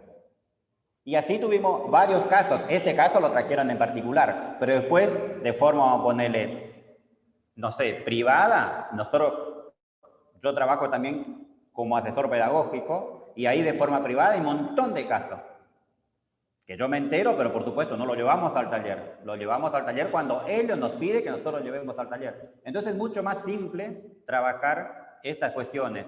Así también, por ejemplo, si surge, por ejemplo, esta temática, de hecho recibimos invitaciones para trabajar esta temática con otras escuelas. Que también por ahí los alumnos del centro estudiante, entre ellos, se contactan y nosotros para poder, nosotros como adultos, darle un marco, si se quiere, institucional para hacer el trabajo con todas. En realidad el objetivo es solamente de varones para varones, exclusivamente así, de varones para varones. Por el momento no se aceptan otros géneros. Todas aquellas personas que se sientan varón son bienvenidos al taller. Y pensamos y actuamos y vemos solamente en relación a la conducta del varón. A partir de ahí nos posicionamos. Todo el tiempo, todo el tiempo. Por supuesto que sabemos perfectamente que hay otros géneros y en algún momento intentamos traer, por ejemplo, una persona adulta, una docente adulta, al taller de varones, para ver como si fuera, como nosotros hacemos investigación-acción, el objetivo es ese, a ver qué pasaba. Y la verdad que no se pudo llegar una persona de otro sexo, trajimos una nada más, y no llegamos a nada, se empezó a discutir cualquier cosa, la temática se fue para otro lado. Como yo digo que es vertical, hasta inclusive a veces le doy la actividad y que maneje el taller a otra persona del grupo y se hace cargo, investiga y trae la información y bueno, entonces decimos, bueno, no estamos preparados todavía para meter otro género. Entonces, por eso seguimos pensando que es de varones y solamente para varones. Bueno, bien. Gracias. Buenísimo. No, gracias a ustedes. ¿Alguien va a hacerle preguntas, algún cuestionamiento a este equipo? Yo tengo unas cuantas, pero no me corresponde. Me voy a llamar al silencio porque soy la coordinadora de la mesa. No, bueno, yo lo que les quería un poco comentar y preguntar son 2 o 3 cositas. Bueno, para empezar, me sorprendió la propuesta, me parece interesante, por eso les quería preguntar algunas cosas sobre eso, porque en el trabajo ustedes dicen espacios donde no haya estas diferenciaciones por género y espacios donde sí los haya, ¿no? Estos talleres intragénero. Tengo que confesar que en un primer momento no sabía si me parecía, digamos, buena idea o si lo compartía, pero lo que sí me pareció, haciendo un poco de memoria, fue de encuentros con mis estudiantes adultos, ¿sí? De secundaria, donde sí nos había sucedido que había una necesidad tremenda de hablar por parte de los varones, incluso a veces más de la que se nos presentaba entre las mujeres. Me acuerdo, estoy hablando de 2019, en la presencialidad, algunos pequeños talleres que comenzábamos a hacer en donde yo trabajo, de las situaciones, por ejemplo, vividas en la infancia, es decir, en su formación, en su socialización de género. Recuerdo un estudiante, un señor de casi 60 años, muy angustiado, por ejemplo, ¿no? Y que en ese momento, con la otra profesora que estábamos, pensamos qué bueno sería tener un compañero varón coordinando este taller para poder alojarlo mejor, ¿no? Desde un lugar tal vez más empático o más compartido lo que les está pasando, porque empezaron a contarnos, cuando hablamos de la socialización de género, cosas muy tremendas. Y en esto yo noto un cambio, porque antes del 2019, cuando se proponía cualquier tipo de conversación a partir de temas de la ESI o aledaños a la ESI, lo que nos pasaba, y hablo siempre desde mi modalidad educativa y mi pequeño lugar de trabajo, era que había muy poca predisposición de los varones para hablar. Y yo vengo notando un cambio en esto. Entonces, bueno, leyendo el trabajo de ustedes, pensé que es una de las muchas posibilidades que se pueden explorar, esto de hacer los talleres intragénero, ¿no? Donde varones hablen con varones y se sientan también en confianza por ahí fuera de ciertas miradas o de sentirse juzgados, aunque muchas veces por ahí nos dábamos cuenta que aunque no estábamos juzgando, estaba como ese fantasma en el aire de que les juzguemos. Eso por un lado. Lo que me interesaba preguntarles era por qué pensaron en varones tan jovencitos y si tenían pensado trabajar justamente con personas más grandes o querían seguir trabajando solamente con estas primeras adolescencias. Y estos encuentros, si habían aparecido alguna emergente que ustedes no tenían calculado, que ustedes no habían conocido, digamos, previamente, y si apareció algo que les sorprendió, que les llamó la atención, que un poco les pateó el tablero, ¿no? No una resistencia, sino esto que nos pasa, que a veces aparece aquello que no esperábamos y que nos hace repensar muchas cosas. Esas eran mis preguntas. Perdonen si son muchas juntas. ¿Puedo, Gaby, decirme? Bueno, entonces, claro, sí. Entonces vamos a seleccionar una de esas para responder y abrimos un ratito a las preguntas varias. Bueno, puedo responder, Claudia, gracias por las preguntas. Me atrevo a responder la segunda y la tercera en conjunto, que tiene que ver con qué pasa con el mundo adulto y con los emergentes en esas prácticas. La realidad es que estos talleres nos llevó también a realizar talleres con adultos.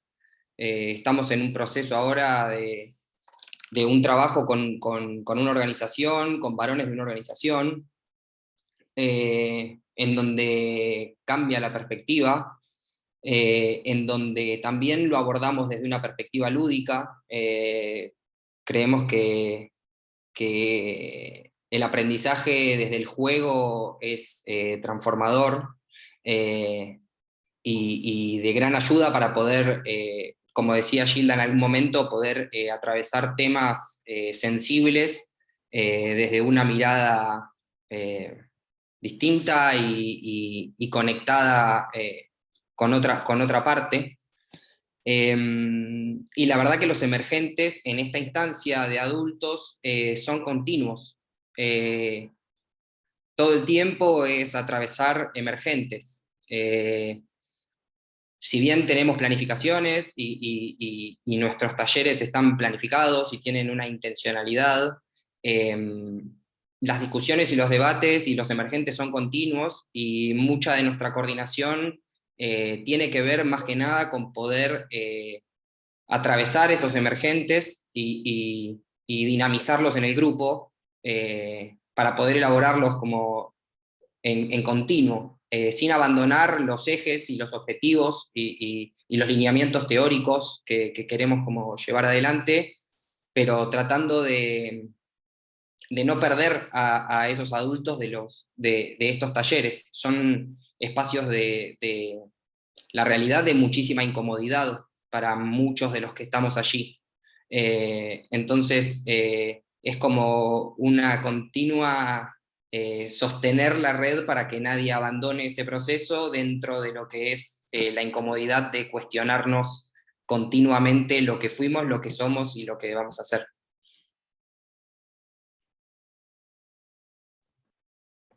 Bueno, me parece que ahora, gracias Ignacio y Luis, podemos desmutearnos, digo, ¿no? Bueno, salvo que haya algún perro, algún niño, No. Bueno, sí, salvo que haya alguna vida por fuera del Zoom, que suele suceder, como para abrir a comentarios, preguntas a a poder exponer esto que quedó pendiente, ¿no? Lo que tengan ganas, quienes se quedaron con preguntas anotadas.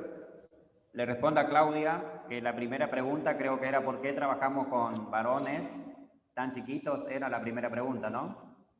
¿Por qué Yo diría de acotar, ¿no? O sea, de quien toma la pregunta, acota, responde y después sigue quien tenga ganas. Dale. Lo que pasa es que en las escuelas hay varones, o en los clubes hay varones muy chiquitos, y la verdad que la necesidad de trabajar estas cuestiones es un emergente que ellos mismos pidieron trabajar esta temática y de participar de los talleres. Entonces, a partir de ahí, nosotros lo que hacemos es adaptamos de acuerdo a la edad de cada participante. Vemos la edad de los participantes y lo readaptamos a esas edades. ¿Sí? Porque como dijimos y como dijo Nacho, trabajamos con los emergentes en particular. ¿Yo les puedo hacer una pregunta más a ese equipo? Sí, que en realidad es más una propuesta que una pregunta. Cuando hacemos los protocolos nos pasa mucho que nos pidan el dato de algún grupo que trabaje en masculinidades cuando queremos corrernos del paradigma del punitivismo y queremos darle un espacio a quien ejerció una violencia para que pueda repensar eso y poder volver al equipo, o no volver al equipo, pero que haya una respuesta de parte de la institución de decir, mira, no podés participar más de este espacio por esta razón, pero te convocamos a que participe de este. Les pregunto, ¿podríamos pasar su información? Como estos chicos están trabajando esto, etcétera. Y si es así, ¿qué información pasamos?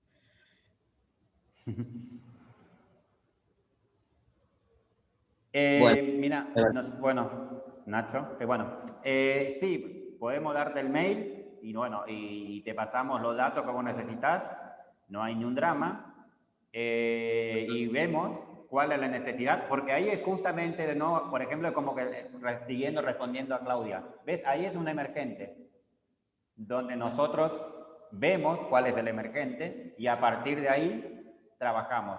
Yo creo que nunca hay que dejarle nada fuera por todo, pues no importa lo que haya hecho, si está y está en convivencia, hay que buscar una forma de ayudarlo, de darle como si taller, actividades, que se sienta incluido. En muchos casos pasan que te quieren todo el tiempo como si fuera boicotear las actividades. Los varones, cuando empezás a hablar de una temática que tiene que ver con cuestiones de mirarse uno mismo, empiezan a agarrar el celular, no sé, a moverse. El gesto corporal es otro. Cuando empezás a decir, bueno, a ver, revisemos nuestras conductas. Revisemos por qué, no sé, qué, algo simple, no sé. ¿Por qué miramos tanto, no sé? ¿Por qué una chica no puede venir con una pollera corta? Porque en algún momento se dijo que perdés ahí la atención. Bueno, empezamos a revisar eso y hay incomodidad. Y hay mucha resistencia.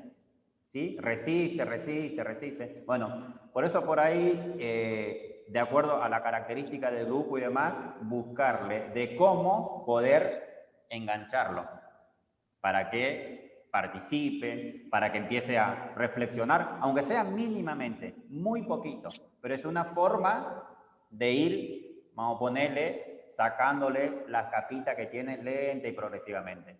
¿Sí? Ahí, Andú, paso por chat la página de Tantoya, el Instagram, para que encuentres el correo y te comuniques con nosotros y sigamos, claro. Genial, Gracias. mil gracias. De paso, retomo un poco de lo que estaban hablando con lo que mencionó Andu de la cuestión de los protocolos y esto que nos pasó, y respondo a lo que ya había salido antes como pregunta de Ignacio y de Luis, ¿no? No, yo cambié el nombre.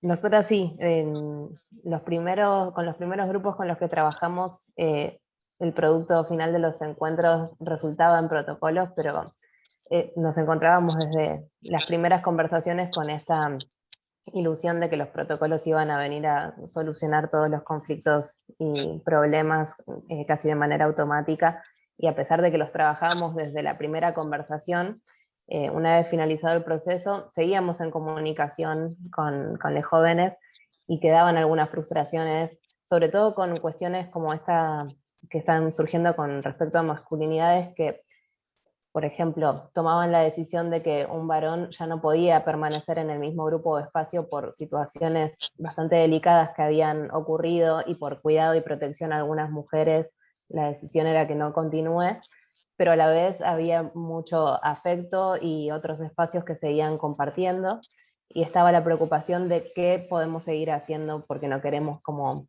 el exilio para un joven compañero también que quieren.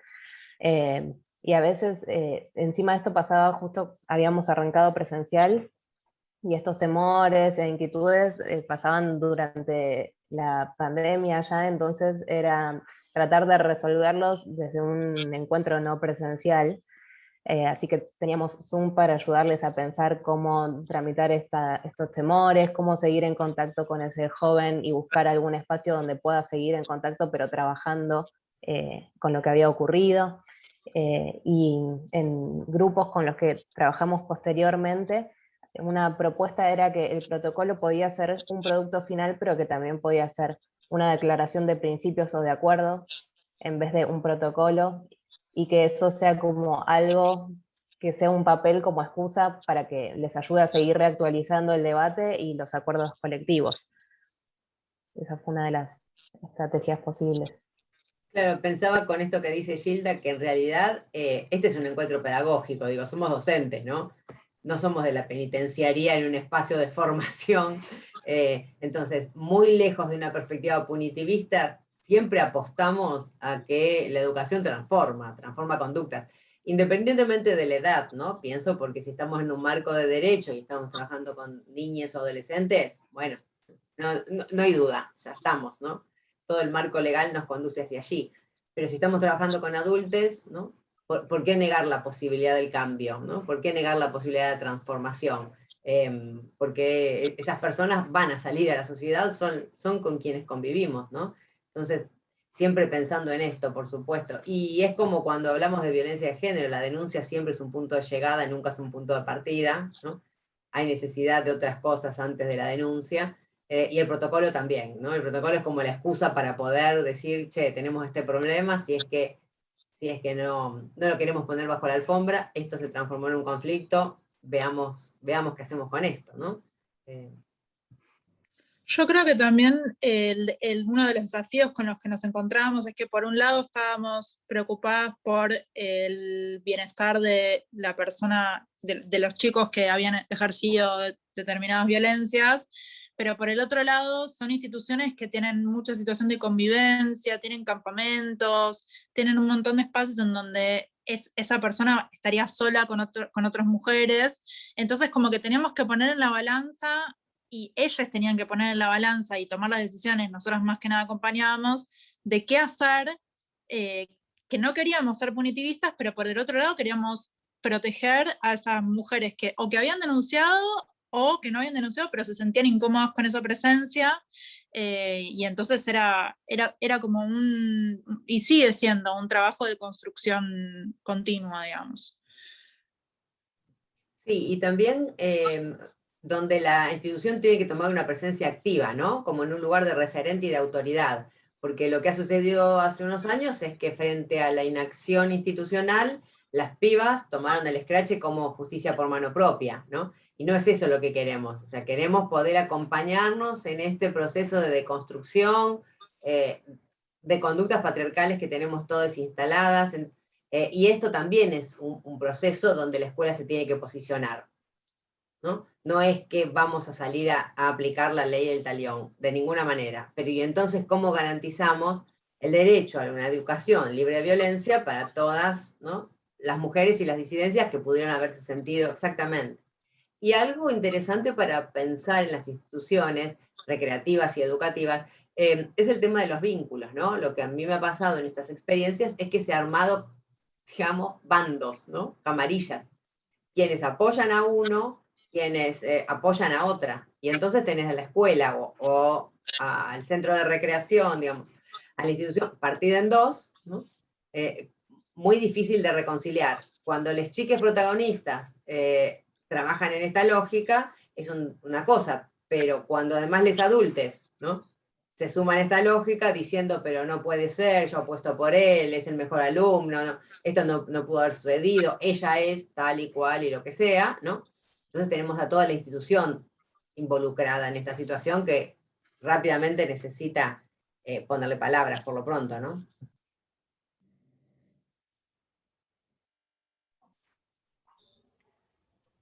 Bueno, sí. si alguna de las compas quiere tomar la posta y responder alguna de las preguntas que quedaron en el aire sobre sus trabajos, están invitadas.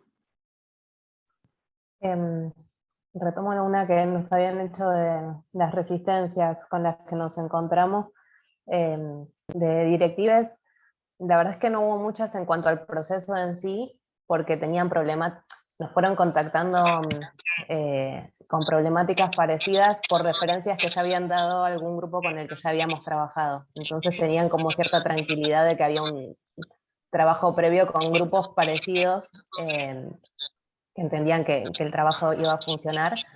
Y sí teníamos conversaciones previas donde se sacaban algunas dudas, por ejemplo, charlando, nosotras usábamos lenguaje inclusivo, y tenían como ciertos temores de si era necesario que todo el tiempo lo usemos, teniendo en cuenta de que podía haber algún encuentro con un grupo donde eso genere mucha resistencia, y nosotras aclarábamos que podíamos usarlo, pero si sabíamos que nos iba a bloquear ciertos trabajos, podíamos también no usarlo.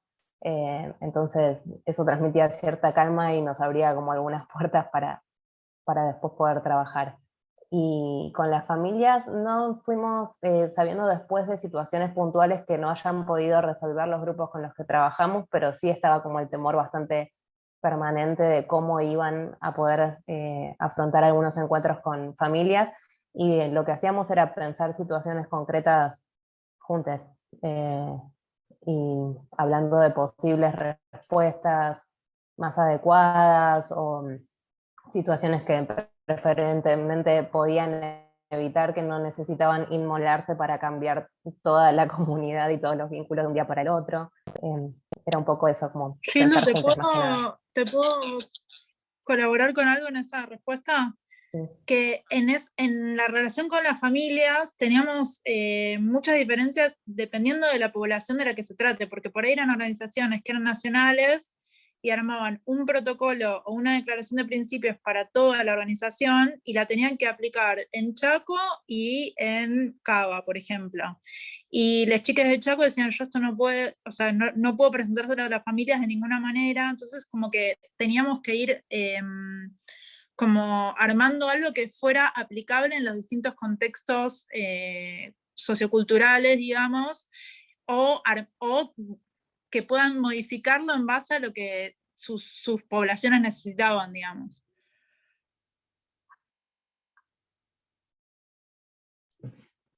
Hago una pregunta a la equipa. Entiendo que estamos hablando de no formal, de educación no formal, digo mal llamada no formal, como espacios de recreación. ¿Estoy bien? ¿Voy bien orientada hacia ahí? No. Perdón, no son espacios de recreación. Tienen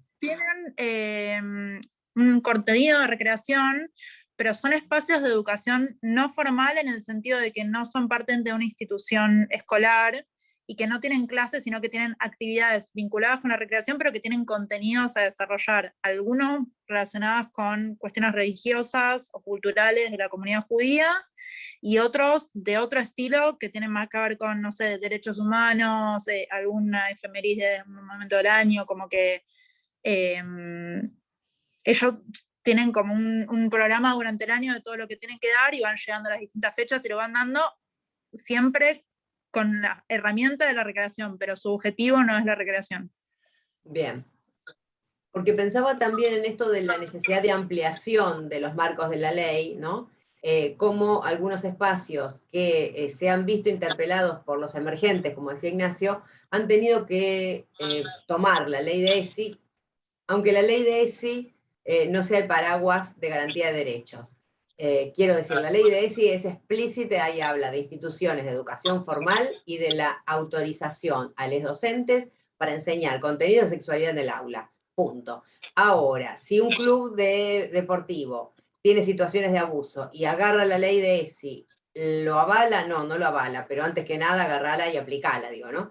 Y las mismas situaciones se están dando en instituciones recreativas que organizan este tipo de actividades que no hay. Y lo mismo pasa en clubes de viejes, digo, ¿no? En centros culturales de PAMI, por ejemplo, y están tomando quienes hacen recreación o actividades con viejes esta misma ley. Por eso planteaba al principio la necesidad de empezar a tensar los límites y a rearmarla de nuevo para llenarla de un contenido que efectivamente sea útil a quienes la están usando, porque no hay otro recurso, ¿no?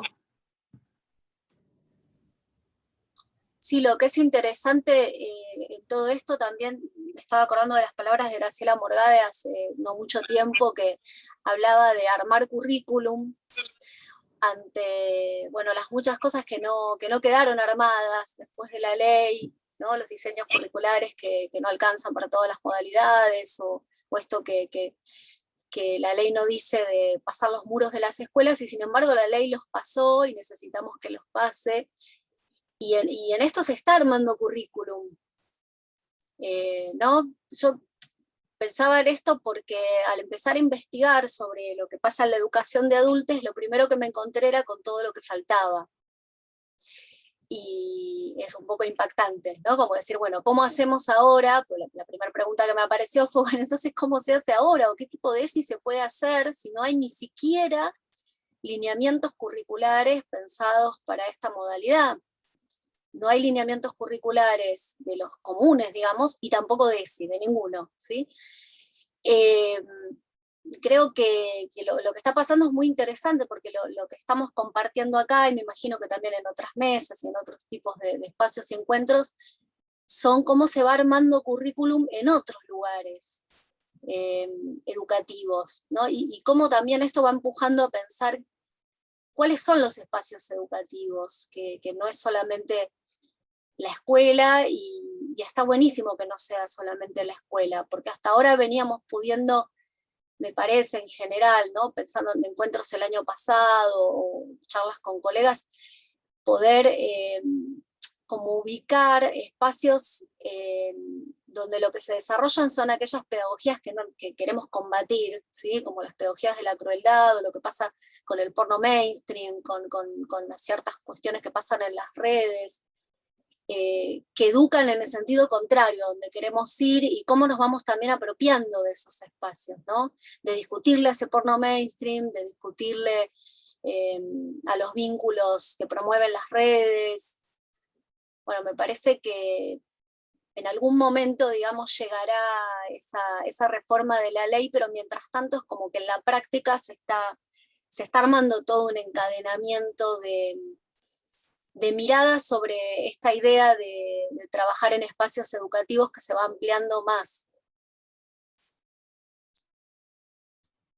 Y por ahí, retomando lo que planteaba Claudia, sí, nosotros con Gaby lo que decimos es que la experiencia que hicimos fue una experiencia como sumamente acotada, pero que tiene que enlazarse con otras temáticas en una planificación mucho más amplia. Porque, por ejemplo, una de las cuestiones centrales que planteaban todas las investigaciones que fuimos revisando es que hay una correlación muy importante entre el consumo de pornografía y el consumo de prostitución, digamos, de los inicios de consumo de prostitución, ¿no? Entonces, ahí también hay otras cuestiones que eran inabordables dentro de un taller de 2 horas, y además que con Gaby acordamos no desviarnos, digamos, de la temática, e incluso, digamos, hicimos algunos acuerdos en relación a que la mirada crítica, por ejemplo, no era sobre la pornografía infantil, que era otra cosa, que si surgía el tema,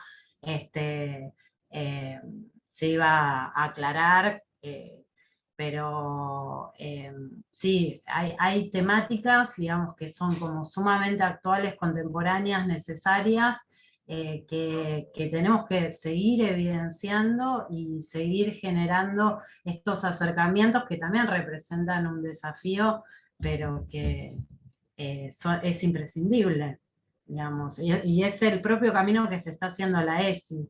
Yo creo que es el camino que hacemos entre todos en la ESI, abrir un poco más y incluir las temáticas que son relevantes.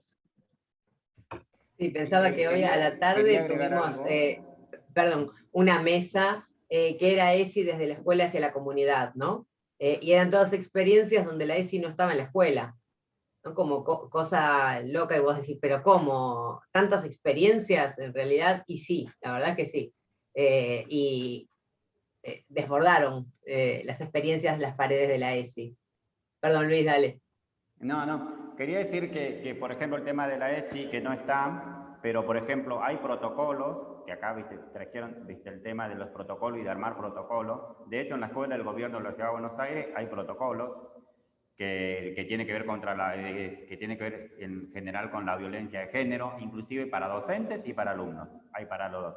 Y también en la facultad, por ejemplo, no está la ESI, pero a partir de 2015, en la Universidad de la UBA, hay un protocolo. A partir del 2015, un protocolo de género también. Es interesante leerlo, fijarse, porque cómo lo van trabajando y cómo es, como digo, a partir de los emergentes nacen, porque hay problemática que lo sobrepasa. Entonces dice, bueno, busquemos un marco para que se pueda, bueno, al menos ahí está el marco, y hay personas que le pagan inclusive para que puedan trabajar esa temática. Y después el tema de la pornografía. Hace poquito, en mi trabajo de asesor pedagógico, es una de las funciones relacionarme con otras instituciones, y estaba hablando con una escuela primaria porque querían pasarme de séptimo grado a mi escuela, que estoy en una escuela media, y me hablaban que cuarto grado, a partir de cuarto grado, hay problemas con mirar pornografía. Casi sin, no sé decir, todo el tiempo. No digamos que todos los nenes o nenas de 8 o 9 años consumen pornografía, pero sí hay una gran cantidad que consumen pornografía. Cuando yo le dije que trabajaba la ESI, me pidieron, a ver, ¿cuándo podría armar un taller? Conectarme con los directivos, con las personas y hacer, porque la verdad que eso es re interesante trabajar, y me parece que los adultos no estamos trabajando esa parte. Yo iría como un poquito más allá, ¿no? Como un metaanálisis, y diría, no, en realidad no es mío el concepto, digamos, es de otras viejas antecesoras. En el marco de una cultura prostibularia, todas las cuerpas son consumibles, ¿no? Entonces, ¿por qué no pensar que las cuerpas empiezan a sobreerotizarse a los 3 años, cuando en el nivel inicial encontramos niñas con culottes y sostén, ¿no? Ah, pero son deportivos, te dice la maestra, ¿no? El sostén sostiene lo que no se sostiene solo, en tal caso, y pongámoslo en duda, ¿no? ¿Cuál es el sentido de sobreerotizar algunas partes de ese cuerpo que va creciendo? Digo, las poses, todo podemos decir, ¿no? Las coreos que se imponen para niñas y niños desde cada vez más temprana edad. Calzados con taco, la posibilidad de pintarse los pelos o maquillaje, ¿no? Continuo, ¿no? Como una excepcionalidad, empieza lentamente a darnos un mensaje, sobre todo para las mujeres, que ese cuerpo objetivado tiene un precio, tiene un valor de intercambio, ¿no? Esto es Carol Patman, digo, el contrato sexual, clarísimo.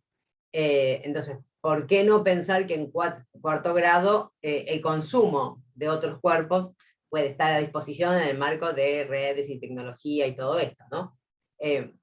Me parece súper interesante, Luis, si podés activar ahí ese taller como muy necesario, porque también creo que hay temas que a quienes trabajamos en escuela a determinada edad nos cuestan más. Entonces no veo maestros y maestras con posibilidades, con recursos, con herramientas para poder abordar este contenido en un cuarto grado, realmente, ¿no? Así que tendremos que seguir pensando juntos. Bueno, creo que se nos va cerrando la mesa, al menos acá veo que cayó la noche. estoy en Buenos Aires y ya me pareció que algunos también habían ido a encender la luz, así que esto quiere decir que vamos llegando al fin. Le vamos a mandar saludos a Gaby Díaz Villa, lamentamos no haberlo tenido aquí en nuestra mesa, y a Emanuel Sapur también, que no han podido llegar. Espero que puedan recuperar esta charla, que para nosotras al menos ha sido un lujo. Sí, ya sé. ¿A qué? ¿A dónde? Bueno, entonces ¿no se van todavía? No, ¿cómo se van a ir ya? Falta la sorpresa. Bueno, dale, entonces es todo tuyo el espacio. Bueno, aparezco para mostrarles una sorpresita que tengo para ustedes, y no solamente viene con colores, como podrán ver, sino que también viene con muchos brillos,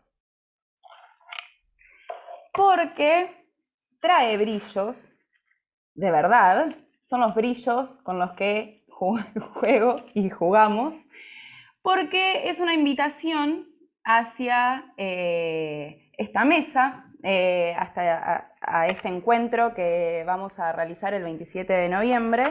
Están más que invitados a sumarse. Ahora en el chat van a tener el link para la inscripción, ¿sí? Previa. Es una mesa que la llamamos Placeres, Aprendizajes y ESI, por lo que implica. Estamos invitándoles a jugar y aprender sobre la ESI, a divertirnos y a compartir juegos feministas. Tenemos a invitadas como Laura Canals, Soledad Torigia, Nacho Prieto, que está por acá también. Así que bueno, están más que invitadas. Ya dejé el link y vénganse, no nos pueden decir que no. Estamos invitándoles a jugar, a pasarla bien y a aprender. ¿Qué más? Es cierto. Y los esperamos, los y las esperamos con mucho brillo, como se darán cuenta. Así que, y mate, infaltable.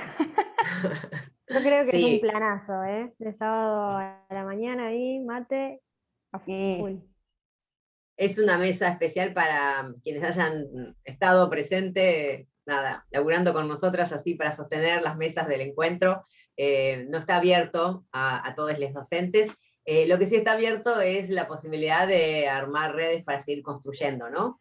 Queremos pensar cómo sistematizar todos estos trabajos, cómo volver a enlazarnos y a encontrarnos, cómo seguir compartiendo materiales y recursos.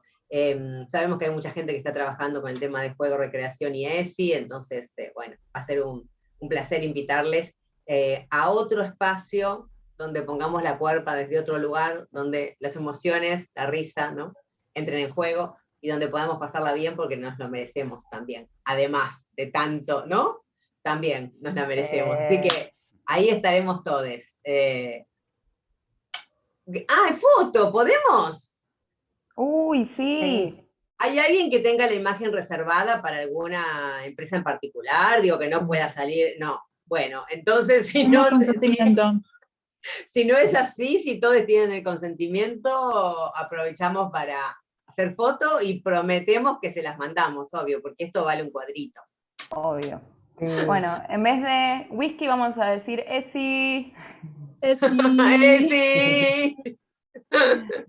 Muy bien. ¿Estamos? Sí. Gracias, chiques. Nos vemos en las calles, como siempre. Gracias. Muchas gracias. Hermosa mesa, hermoso. Muy hermoso encuentro. Encantada de conocerles. Un gran placer. Nos estamos viendo pronto. Dale, abrazos. La seguimos por otros lados. Gracias.